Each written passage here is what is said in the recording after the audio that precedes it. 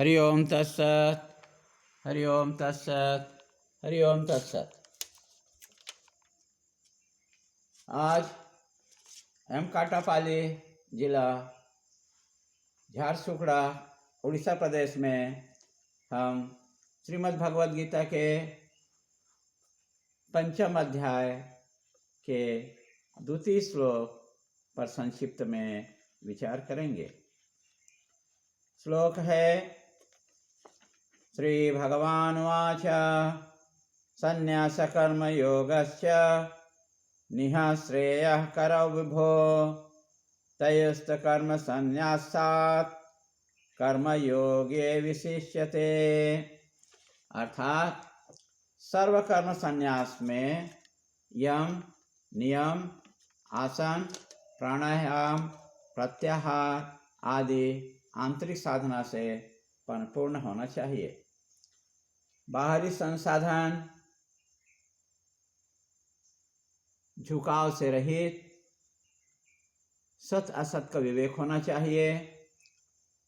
तीव्र मोक्ष की इच्छा होनी चाहिए। श्रवण भी ठीक किया होना चाहिए। तभी सर्व कर्म संन्यास लेना चाहिए, अन्यथा कोई भी संन्यास में टिक नहीं सकेगा।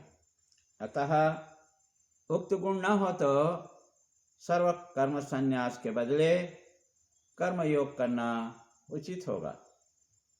इसलिए भगवान श्री कृष्ण अर्जुन को सर्व कर्म संन्यास के बदले कर्म योग करना श्रेयतर उपदेश करते हैं। अर्जुन के लिए उस समय कर्म योग करने का अर्थ है युद्ध करना श्रेष्ठ है, क्योंकि आत्म प्रतिष्ठित होने या सम्यक दर्शन के बाद कर्म अपने आप छूट जाता है।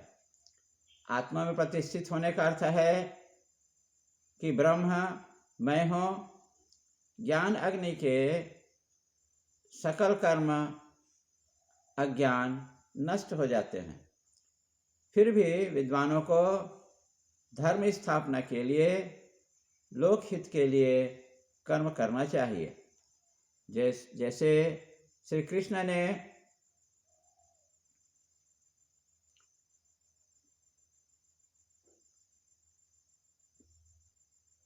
किए थे।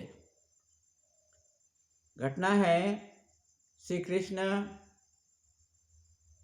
द्रौपदी को लेकर के भीष्म पितामह के पास उस दिन गए, जब भीष्म पितामह ने प्रतिज्ञा किए थे कि आज मैं किसी न किसी पांडवों को मारूंगा। यह बात सुनकर के श्री कृष्ण चिंतित हो गए थे और द्रौपदी को भोर में ले जा करके भीष्म पितामह के पास गए। हल्का सा अंधेरा था। पायल की छुनछुनाहट को सुनकर के भीष्म पितामह सोचे कि ये दुर्योधन की पत्नी आ रही है, और आशीर्वाद मांगने पर उन्होंने आशीर्वाद दिया पुत्रवती हो। पर जब द्रौपदी ने घूंघट उठाई तो भीष्म पितामह आश्चर्यचकित हो गए।